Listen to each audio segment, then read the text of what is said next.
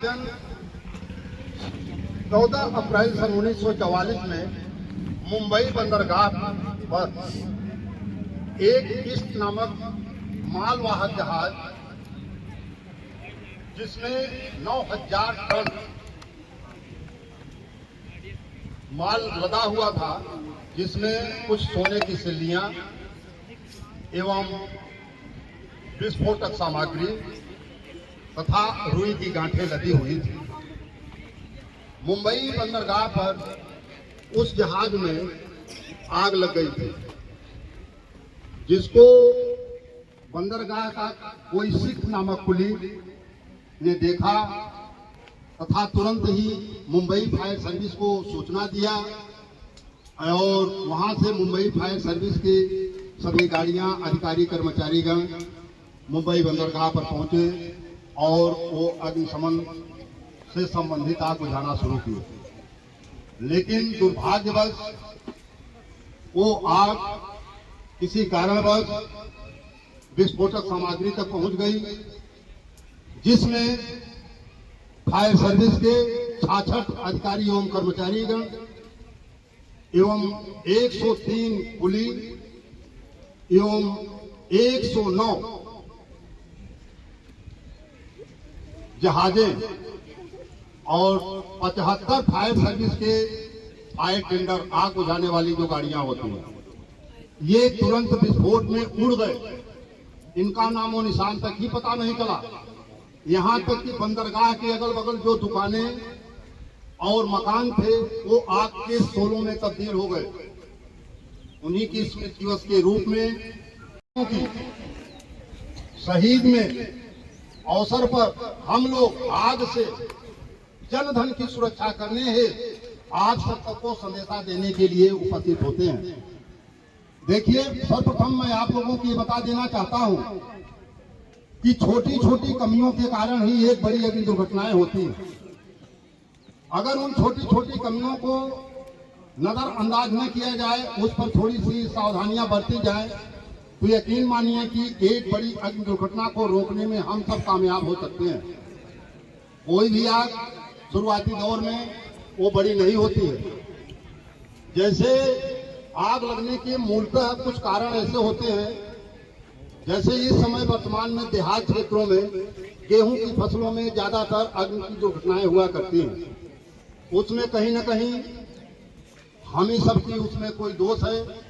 गांव देश में जो लोग बाग बीड़ी सिगरेट पीते हैं, चले जा रहे हैं बीड़ी सिगरेट पीते हुए, अपना उन्होंने पट से फेंक दिया उसको, बगल में सूखी गेहूं की फसल पड़ी हुई है, हवा का झोंका लगा तो आग से आग पकड़ ली। बिहार में आजकल महुआ का सीजन चल रहा है, लोग बाग जाते हैं जंगलों में पाती फूंकने के लिए, या घर के चूल्हे की राखी को ले जाकर के बाहर फेंक दिए, उसको चेक नहीं किए कि उसमें आग है, लेकिन उसको ले जाकर के कूड़े में कान में फेंक दिए और पता चला कि वो आग धीरे धीरे सुलगते सुलगते एक विकराल रूप धारण कर लिया। तो ये तो देहातों में आग होती है जो करने के लिए। मकानों में आग जो लगती है वो प्रायः दो प्रकार से लगती है, ज्यादातर गैस सिलेंडर के द्वारा और बिजली शॉर्ट सर्किट से। और ये दोनों चीजों पर ध्यान देने योग्य बातें होती हैं। ज्यादातर मैं महिलाओं को ये बताना चाहता हूं कि जिस समय वो किचन में कार्य करें तो अब ढीले ढाले वस्त्र का प्रयोग, खासकर ट्रेलिंग पॉलिस्टर ऐसे कपड़ों का इस्तेमाल न करें और चुस्त कपड़ों का इस्तेमाल करें, ज्यादातर कॉटन के कपड़ों का इस्तेमाल करें। मैंने अक्सर ये भी अग्नि दुर्घटनाओं पर देखा है कि महिलाएं करती क्या है कि खाना बना रही हुई होती हैं और चूल्हे पर कोई सामग्री रख दी है पकने के लिए, किसी कारण में अपने आप लगी हुई हैं, और जब देखी कि उबल कर जो बाहर गिर रहा है तो भागती हुई आए, तुरंत जो अपनी साड़ी ओढ़ी पहनी उसी का कपड़ों से पकड़ करके उतार करके उसको बाहर रखी। पता चला कि जिस समय आप उसको उतार करके रख रही हुई होती हैं तो आपके आंचल में ही वो आग की लपट पकड़ लिया, तो ऐसी स्थिति में आपको अपना प्राण बचाना मुश्किल हो जाता है। इस अवसर पर भी मैं आप लोगों को बता देना चाहता हूं कि जिस समय मान लीजिए कि जो कपड़े आप पहने हैं उस पर आग लग जाती है तो आप भागे नहीं, अपने धैर्य का परिचय दें तुरंत एक जगह स्थिर हो जाए, तत्काल जमीन पर लेट जाएं और धीरे धीरे लोड पोट करना शुरू कर दें। आप जब जमीन में लोड पोट करेंगी तो आपके शरीर से और मिट्टी के बीच में दब करके वो आग जो जल रही है आपके कपड़े की वो बुझ जाएगी, उससे आप अपने प्राणों की रक्षा कर सकती हैं। दूसरा पॉइंट ये है कि जो आपके रेगुलेटर दो प्रकार के होते हैं। पहला रेगुलेटर गैस के सिलेंडर के ऊपर होता है, दूसरा रेगुलेटर आपके चूल्हे में होता है।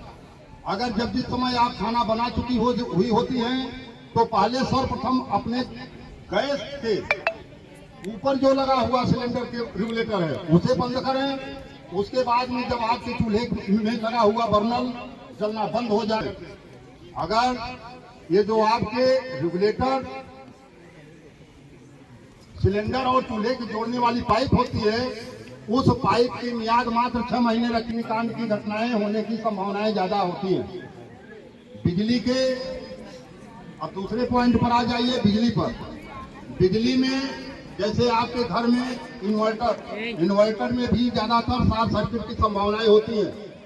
सबसे ज्यादा ये होता है कि आपके घर में जो बिजली के तार इधर उधर हमेशा लटकते रहते हैं और उसी में एक ही प्लग में कई सॉकेटें आप लगा करके कई जगह से मतलब उसका कनेक्शन बना दिए हैं। इससे भी अग्नि दुर्घटना होने की संभावनाएं ज्यादा हुआ करती हैं। लिहाजा ये है कि एक प्लग में एक ही सॉकेट का इस्तेमाल करें और अगर कोई तार कटा पटा हो तो उसको बदलवा दें या उसकी मरम्मत करा दें।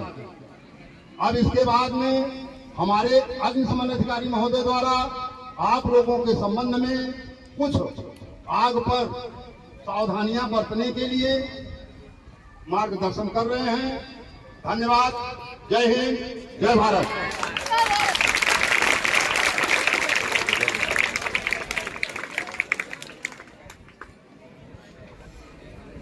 सबसे पहले तो सभी स्टूडेंट्स और स्टाफ मेंबर्स को गुड मॉर्निंग।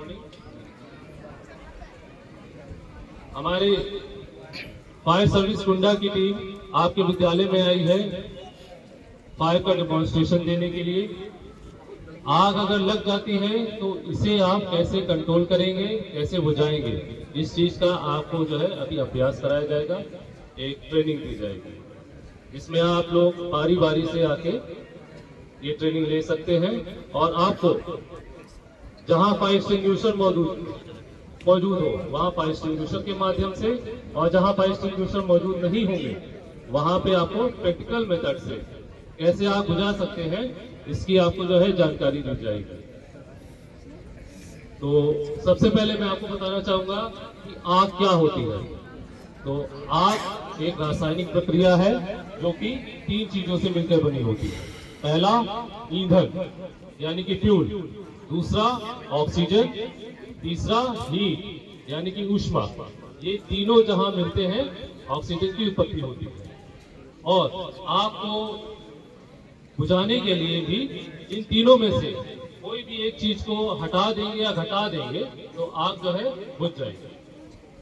तो ये होता है आग। अब आपको बताते हैं कि आग कितने टाइप्स की होती है, मतलब टाइप्स ऑफ फायर। आग सामान्यतः 5 तरह की होती है, यानी कि 5 टाइप्स की होती है। Class A, B, C, D और ई। क्लास ए फायर में क्या होता है, ये सॉलिड फ्यूल्स की आग होती है, जैसे कि कपड़ा, प्लास्टिक, कचरा, लकड़ी इत्यादि की जो आग होती है वो क्लास ए फायर होती है। क्लास बी फायर क्या होती है, जो लिक्विड फ्यूल्स की आग होती है, जैसे डीजल, पेट्रोल, केरोसिन, स्प्रिट इत्यादि की जो आग होती है वो क्लास बी फायर होती है। और क्लास सी फायर क्या होती है, जो गैसेस फ्यूल की आग होती है, जैसे LPG gas cylinder, LPG gas जो भरी होती है, एलपीजी गैस, सीएनजी, पीएनजी, ये जितनी भी ज्वलनशील गैसें हैं इन सब की आग को जो है क्लास सी कैटेगरी में रखा गया है। और क्लास डी कैटेगरी क्या होती है, जो फ्लेमेबल मेटल्स होते हैं, जैसे पोटेशियम, मैग्नीशियम। जो साइंस स्टूडेंट्स है उन लोग को मालूम होगा, ये जो है एटमॉस्फेयर में यानी कि खुले वातावरण में रखने पर भी आग पकड़ लेते हैं। जो वातावरण में मौजूद मॉइस्चर होता है उससे रिएक्ट करके इसमें आग लग जाती है। और क्लास ई फायर क्या होती है, जो इलेक्ट्रिक शॉर्ट सर्किट की आग होती है, वो क्लास ई फायर की होती है। तो ये हो गया 5 टाइप्स ऑफ फायर। अब आपको बताएंगे आग को किस तरीके से बुझाया जा सकता है। इसके भी बेसिकली 4 तरीके होते हैं।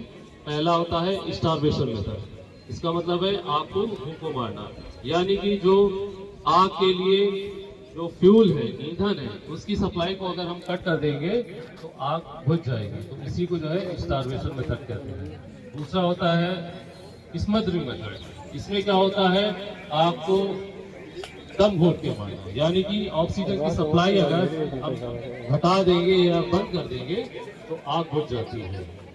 तो और तीसरा मेथड होता है कूलिंग मेथड। कूलिंग का मतलब है आग का जो टेम्परेचर है इसको डाउन कर देंगे तो जो है उससे भी आग बुझ जाती है। और चौथा तरीका होता है बीटिंग मेथड। बीटिंग का मतलब है जैसे इसका प्रयोग हम लोग जो है फसल की आग, खेत खलिहान की जो आग होती है उसमें प्रयोग करते हैं। इसमें क्या करते हैं, जो पेड़ों की हरी टहनियों को तोड़ के आग को पीट पीट के बुझाते हैं। तो ये हो गया 4 तरीके जिससे आग को बुझा सकते हैं। और टाइप्स ऑफ फायर एक्सटिंग्विशर, जो आपके पास ये जो आपके सामने ये फायर एक्सटिंग्विशर मौजूद है, इस समय आपके पास 2 टाइप के फायर एक्सटिंग्विशर मौजूद है। ये है पाउडर टाइप, देखिए इसमें कहीं लिखा होगा पाउडर, और एक चीज और लिखी होती है ABC। ये देखिए लिखा हुआ है ABC। तो इसका मतलब ये है कि class A fire, class B fire और क्लास C फायर में ये इसका प्रयोग कर सकते हैं। क्लास A या B और C टाइप की आग को ये बुझा सकते हैं। और इसमें होता क्या है ये मैं आपको बता दूं, इसमें जो है जो खाने वाला सोडा होता है, sodium bicarbonate plus monoammonium sulphate plus nitrogen gas का मिक्सचर होता है, जो कि प्रेशर के साथ इसमें भरा जाता है। जब इसको लीवर को हम प्रेस करते हैं तो इसमें जो है पंचर होके प्रेशर के साथ पाउडर निकलता है, जो मिक्सचर होता है पाउडर का वो निकलता है। और ये है CO2 टाइप फायर एक्सटिंग्विशर, मतलब इसमें जो है प्रेशर के साथ कार्बन डाइऑक्साइड गैस भरी होती है, जो कि महंगे उपकरण जैसे कि कंप्यूटर, AC, इलेक्ट्रिक अप्लायंसेज जितने भी होते हैं उसके लिए बहुत उपयोगी होता है। इसमें जो है कोई भी जो CO2 टाइप फायर एक्सटिंग्विशर है इसमें कोई भी डस्टिंग नहीं होती है, मतलब इसमें कोई धूल मिट्टी नहीं होती है। जो भी आपके उपकरण है उसकी आग भी बुझ जाएगी और उपकरण भी आपका सुरक्षित रहेगा, धूल मिट्टी उसमें नहीं जाएगी। ठीक है, तो ये हो गया टाइप्स ऑफ फायर एक्सटिंग्विशर। एक और तरीके का फायर एक्सटिंग्विशर होता है वो फोम टाइप होता है, वो डीजल पेट्रोल की आग के लिए उपयोगी होता है। जो डीजल पेट्रोल जैसे बहने लगता है तो उसमें ऊपर लेयर बना लेता है, झाग नुमा जो है लेयर बना लेता है, ऑक्सीजन की सप्लाई कट हो जाती है और आग बुझ जाती है।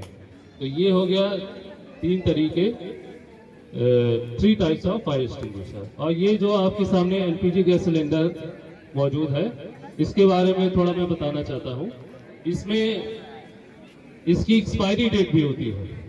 कभी भी जो भी आप हॉकर होता है या जो भी गैस LPG गैस सिलेंडर आपके यहाँ देने आता है या जिससे आप ले रहे हैं, इसमें एक्सपायरी डेट हमेशा चेक करके लिया करिए।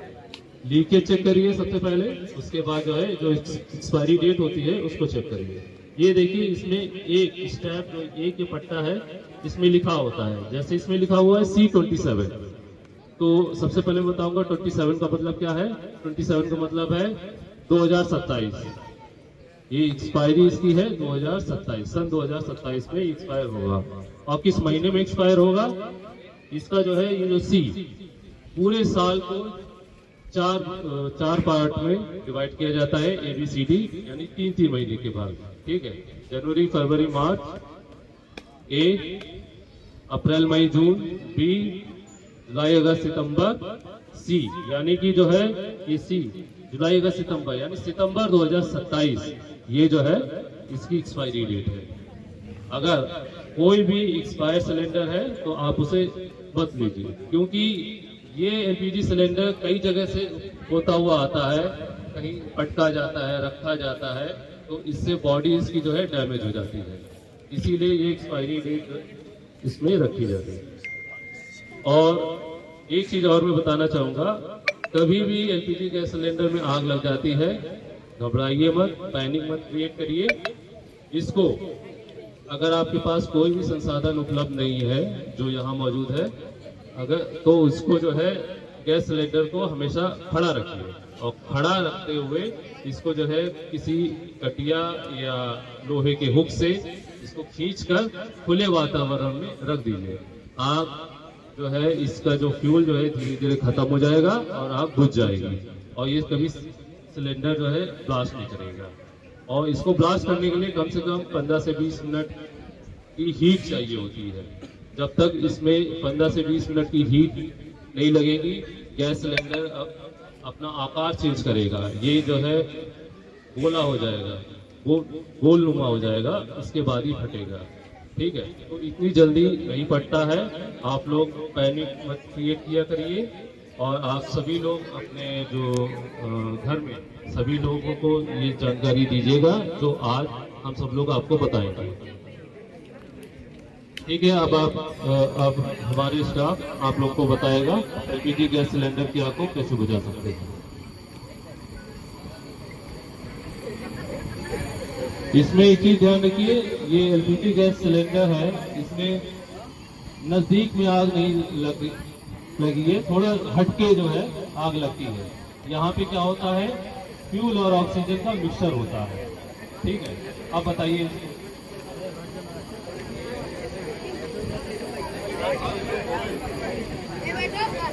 अब आपको बताएंगे खाली बाल्टी से आप इसको कैसे बुझा सकते हैं। झटके से मारेंगे, ऑक्सीजन की सप्लाई हटेगी और आग बुझ जाएगी।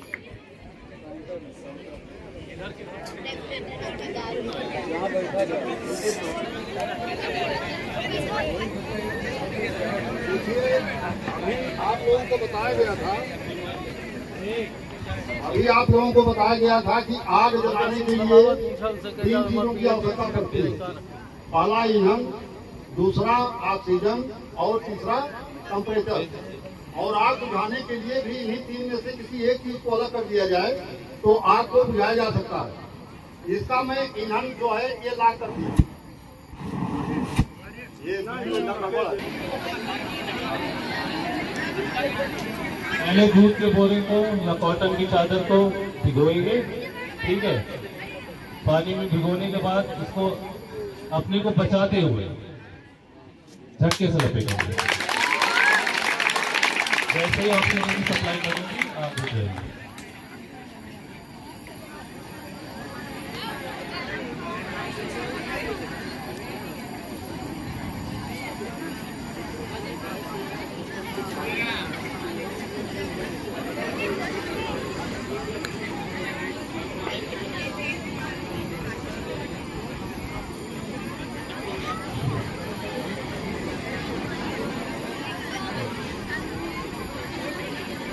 अब देखिए इसको कैसे मारना है, झटके से मारना है, ऑक्सीजन सप्लाई कटोगी आग बुझ जाएगी।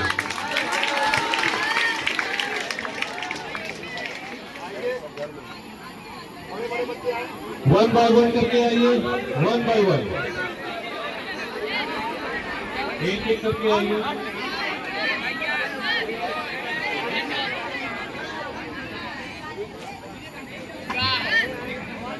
साक्षा भैया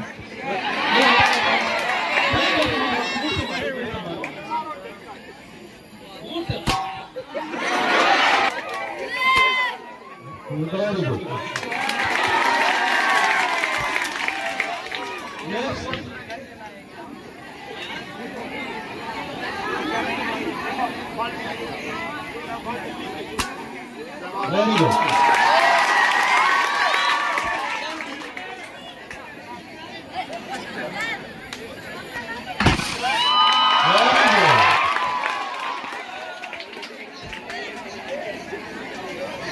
नेक्स्ट गर्ल्स में से आगे जाइए। Hello, one by one.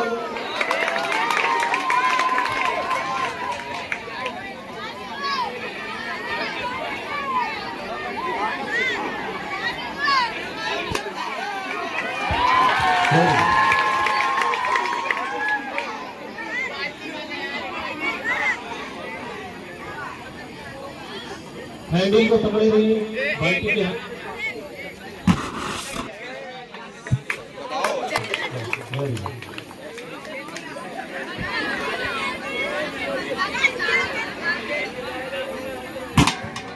Very good.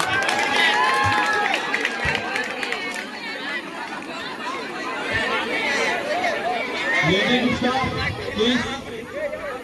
Lady staff, आप लोग को घर में यूज करना होता है LPG cylinder.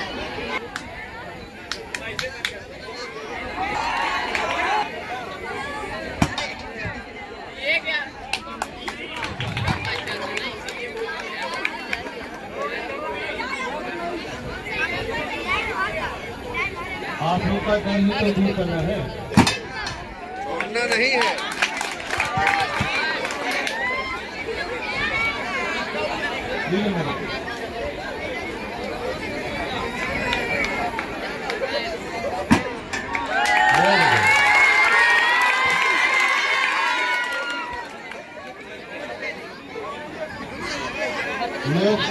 One by one एक एक करके आइए।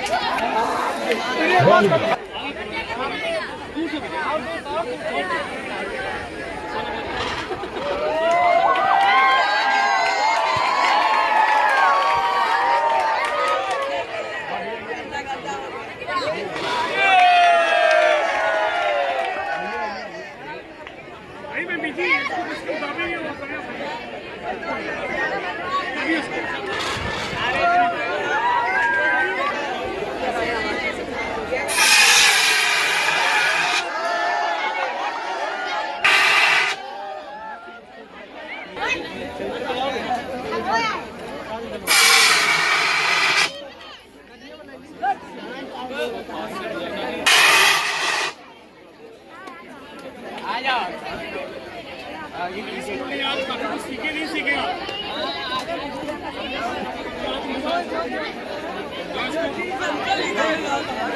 Thank you.